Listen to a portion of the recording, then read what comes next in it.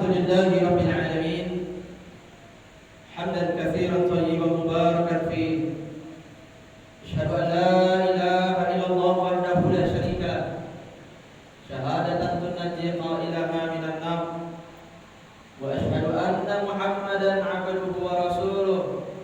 Al-mab'uts rahmatan lil alamin. Allahumma shalli wa sallim wa barik ala Muhammadin wa ala alihi wa ashabihi wa man tabi'ahum bi ihsanin ila yaumiddin. Fa ya ibadallah, inni usikum wa iyaya bi taqwallah faqad fazal muttaqun. Kama amara Nabi ta'ala fil Qur'anil Karim. A'udzu billahi minasyaitonir rajim. Bismillahirrahmanirrahim. Ya ayyuhalladzina amanu taqullaha haqqa tuqatih wa la tamutunna illa wa antum muslimun. Puja dan puji kita persembahkan untuk Allah, Rabb semesta alam, satu-satunya yang menciptakan kita, yang menjaga kita, dan yang nanti akan mematikan kita. Mudah-mudahan kita istiqomah bersyukur, berzikir, dan beribadah dengan baik kepadanya sampai akhir hayat kita. Salawat dan salam kita kirimkan panjenengan besar Muhammad sallallahu alaihi wasallam, teladan dan idola bagi kita dalam hidup ini. Mudah-mudahan pula lisan kita diringankan untuk banyak bersolawat, dan anggota badan kita diistiqomahkan untuk mengikuti sunnah-sunnah beliau. Ma'asyiral muslimin rahimakumullah. Allah Subhanahu wa taala mengingatkan kita semua di dalam surat Al-Asr. A'udzu billahi minasyaitonir rajim. Bismillahirrahmanirrahim. Wal 'asr. Innal insana lafi khusr. Illa allazina amanu wa 'amilus solihati wa tawassaw bil haqqi wa tawassaw bis sabr. Surat Al-Asr ini termasuk salah satu surat terpendek dalam Al-Qur'an. Selain surat Al-Kautsar dan surat An-Nasr, hanya 3 ayat saja. Tetapi menurut Al-Imam Asy-Syafi'i, "Lau tadabbara an-nasu hadhihi surata lawasa'atuhum." Andai manusia hanya mendalami dan mentadabburi surat ini saja, niscaya itu sudah cukup bagi mereka sebagai pedoman dalam hidup.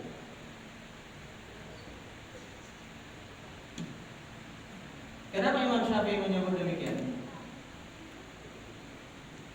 Karena manakala kita mengamalkan kandungan surat Al-Asr ini, di mana isinya tidak terlepas dari perencanaan, pelaksanaan, dan evaluasi, niscaya hidup kita akan bahagia dunia dan akhirat, akan baik dunia dan akhirat. Kalau kita lihat dari nama surat ini, surat Al-Asr, para mufassir sering memaknai dengan arti masa atau waktu. Masa atau waktu yang menjadi modal utama semua manusia dalam menjalani hidup ini.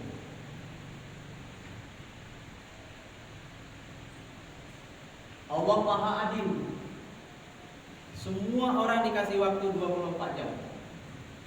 Tiada beda antara orang Arab dan non-Arab. Yang membedakannya adalah cara memanfaatkan dan menggunakan waktu itu.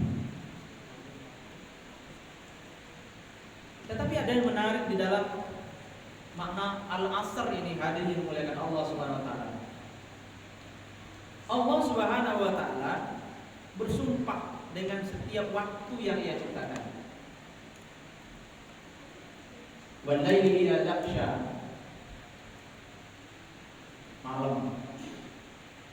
Was subhi idza tanaffas, subuh. duha, waktu duha. Wan nahari idza tajalla, waktu siang. Tetapi kadang kita sulit untuk menemukan adakah Allah memakai waktu sore untuk bersumpah.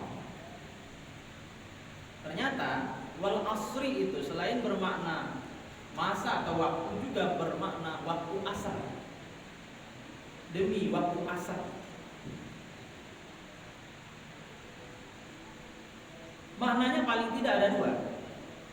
Pertama, Allah ingin menginformasikan kepada kita yang sampai saat membaca ayat itu masih hidup. Kita semuanya sedang berada di waktu asar. Sebentar lagi akan tiba waktu maghrib. Sebentar lagi akan tiba kematian. Maka cobalah lihat perjalanan waktu kita mulai dari malam sampai siang.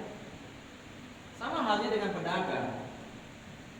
Sering pedagang itu menyadari kalau hari itu dia rugi di waktu sore. Waktu asar kehidupan ini adalah saat-saat menjelang kematian. Maka orang beriman yang tidak akan merugi itu adalah orang yang menyadari betul bahwa dia sedang berada di waktu asar. Dekatnya dia dengan kematian itu sama antara anak-anak dengan orang tua. Jadi siapa saja dekat dengan kematian itu. Dari itu kemudian Imam Al-Ghazali menyebutkan ketika dia bertanya kepada murid-muridnya, apakah menurut kalian yang paling dekat dengan kita? Jawaban murid-muridnya kan beragam. Tapi kemudian sang imam menjawab, yang paling dekat dengan kita itu adalah kematian. Dan yang paling jauh dari kita itu adalah masa lalu. Sebab kita tidak akan mungkin meraih masa yang sudah berlalu itu walau kita 1000 tahun mungkin. Kemudian Allah melanjutkan innal insana fi khusr. Sesungguhnya manusia itu dalam kerugian. Allah menyebut manusia di ayat ini dengan bahasa insan. Insan itu berbeda ternyata maknanya dengan Anas, dengan Bashar, dengan Bani Adam, dengan Abdullah. Kalau semuanya dimaknai manusia.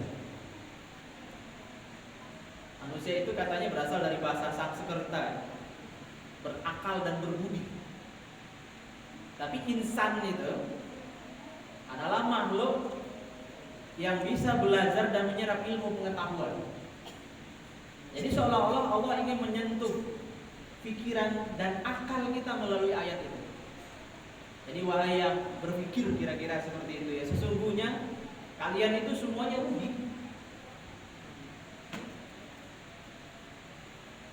Kecuali 4 yang tidak merugi. Illal ladzina amanu, orang yang beriman. Wa amilus solihati, beramal soleh. Wa tawassaw bil haqqi, menasihati untuk melakukan kebenaran. Wa tawassaw bis sabri, menasihati untuk bersabar.